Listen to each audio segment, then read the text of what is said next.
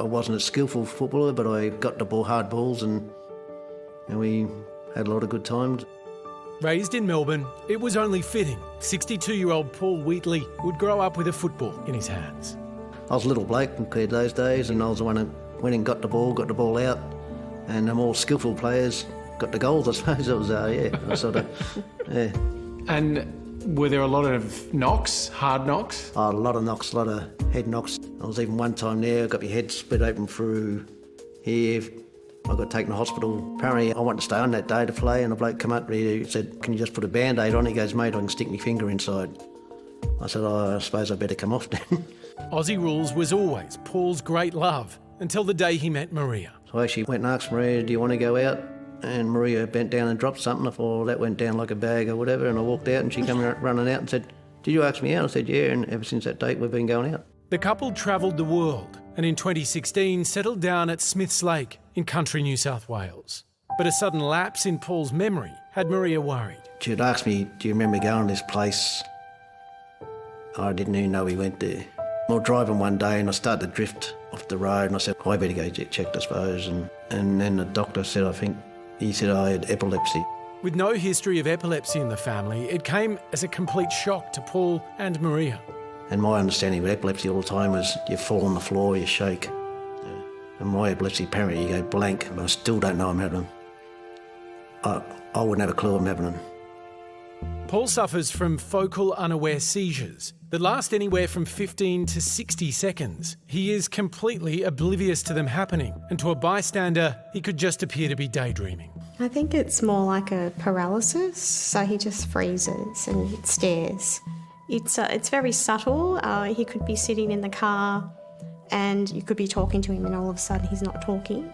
In November 2016, Paul's neurologist told him he should observe a 6-month stand-down period from driving. His licence wasn't officially suspended until January, and Paul admitted to driving up until this time. And so there were no repercussions? No repercussions in that time, no. But tragedy was just around the corner.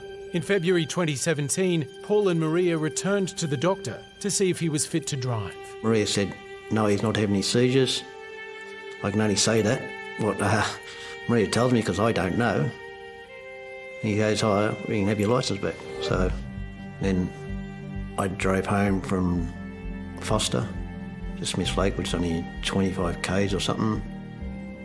I went down the hill, and next minute I still hear Maria's voice in my ear yelling at Paul. I still get a nightmare still now.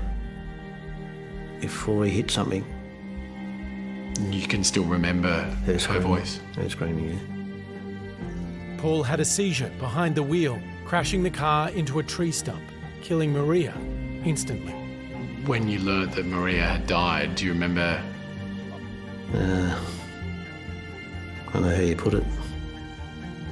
I was probably broke down and didn't know what to do, I suppose. I was lost. I can't say any more than that, I don't know. Yeah.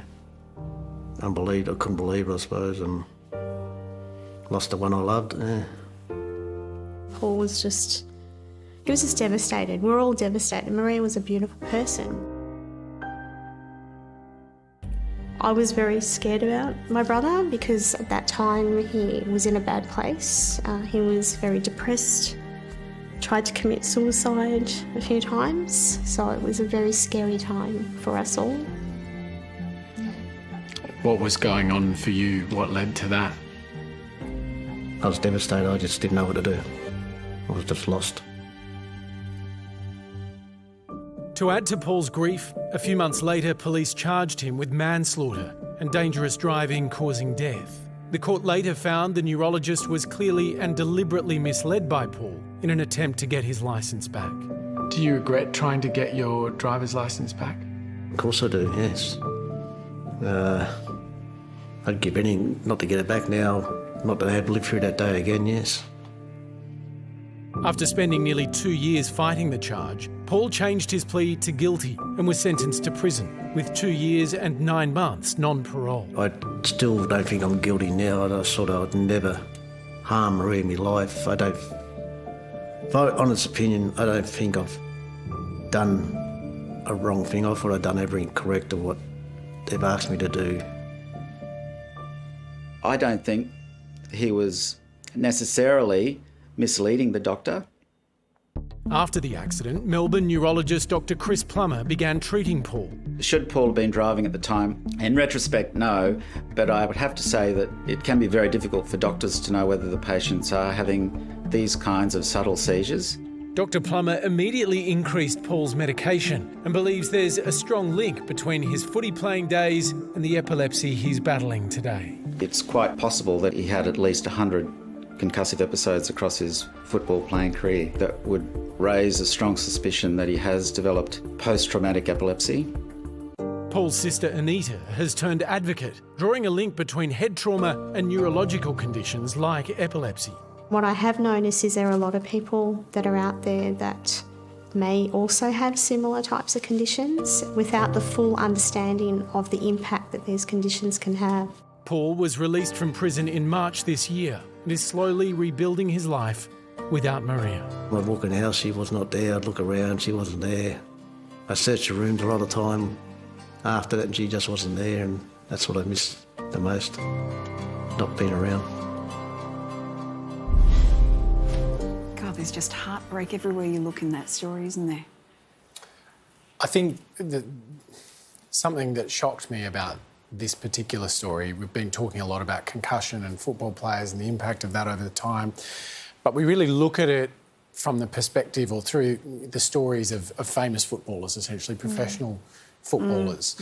But there's all sorts of people from all walks of life who have had concussions playing different kinds of sport that are equally affected by this. And you can see the consequences of us not understanding this stuff properly and the research not being quite where it needs to be, or the availability of access to care and treatment to identify this stuff. And it takes such a long time to get there as well. Well, if anything you've heard in this story raises issues for you, help is available 24/7. The Lifeline number is 13 11 14.